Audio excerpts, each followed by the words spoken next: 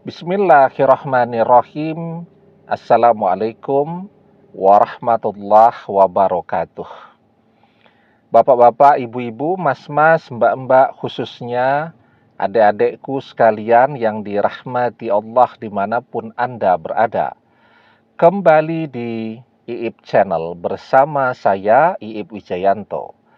Kali ini kita akan membahas tema semakin mantan membencimu, tanda tiap malam dia nangis-nangis merindukanmu. Jadi ketika perpisahan itu terjadi dan mantan menunjukkan kebencian yang luar biasa besarnya, kebencian yang berlebihan kepada kita, justru itu menjadi pertanda bahwa apa yang dia rasakan berbeda dengan apa yang dia tunjukkan, yang dia tampilkan.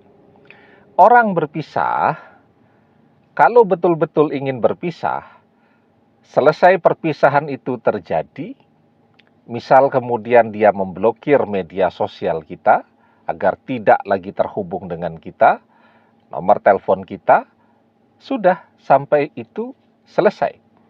Kalaupun misal masih bertetangga, satu tempat kerja, satu kampus kuliah, dan seterusnya, ketika papasan ya paling dia diam saja. Itu kalau orang betul-betul ingin melupakan. Tetapi ketika yang terjadi pada mantan sebaliknya, dia buka tutup media sosial kita. Begitu dia buka, pasti dia akan marah-marah. Ya, kalau misalnya papasan dengan kita, maka yang dia tunjukkan adalah kebencian, kemudian kemarahan, dan seterusnya. Nah, itu justru menunjukkan bahwa mantan sesungguhnya masih mencintai. Nah, kenapa demikian? Yang pertama, dia berusaha menampilkan kebencian di depan kita untuk menutupi perasaan cinta yang sesungguhnya. Jadi semakin besar perasaan cinta itu, semakin besar rasa rindu itu, maka agar dia tidak terlihat masih cinta, agar dia tidak terlihat merindukan kita, maka yang dia tampilkan adalah membenci kita. Ya, jadi yang pertama untuk menutupi perasaan cinta yang sesungguhnya yang ada di dalam hati dia kepada kita. Jadi semakin besar kebencian yang dia tunjukkan, sesungguhnya semakin besar pula perasaan cinta itu masih ada di dalam hatinya. Yang kedua, mantan berusaha untuk melupakan kita. Ketika dia berusaha melupakan kita, dan dia masih harus ketemu kita terus. Misal tadi, karena bertetangga, atau satu tempat kerja, atau masih satu kampus, tempat kuliah, dan seterusnya.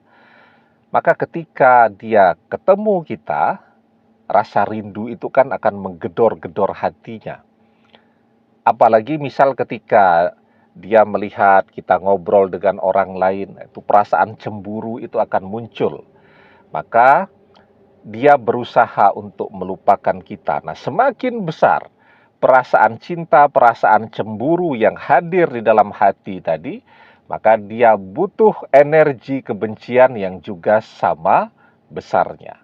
Nah, jadi ya, dari dua hal ini, kita jadi tahu betapa sibuknya mantan pada saat ini, betapa besarnya energi yang harus dia keluarkan pada saat ini, betapa dia tidak sempat mungkin untuk memikirkan yang lain. Jadi di dalam hatinya itu saat ini itu cuma terjadi gejolak, bagaimana caranya melupakan kita, bagaimana caranya agar tidak kembali kepada kita, bagaimana caranya agar orang tidak tahu kalau dia masih mencintai atau menyembunyikan perasaan cintanya, dan seterusnya. Tetapi intinya, setiap saat di kehidupan mantan pada saat ini, semuanya tentang kita. Walaupun tadi dia masih berjuang untuk melupakan kita. Sehingga biasanya orang yang menunjukkan kebencian yang luar biasa besarnya itu akan minta balik duluan dengan perasaan cinta yang lebih besar lagi. Jadi kalau benci yang berlebihan itu akan menjadi cinta yang berlebihan. Wa abghid baghidaka khaunan ma'asa ayyakuna habibaka yauman ma. Dan ketika engkau membenci seseorang, bencilah dengan sederhana. Karena bisa jadi esok lusa dia akan menjadi orang yang paling engkau cintai.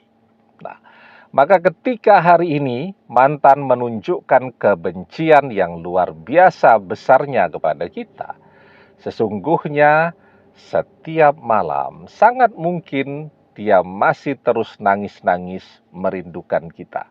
Hari ini mantan menunjukkan kebencian yang berlebihan kepada kita.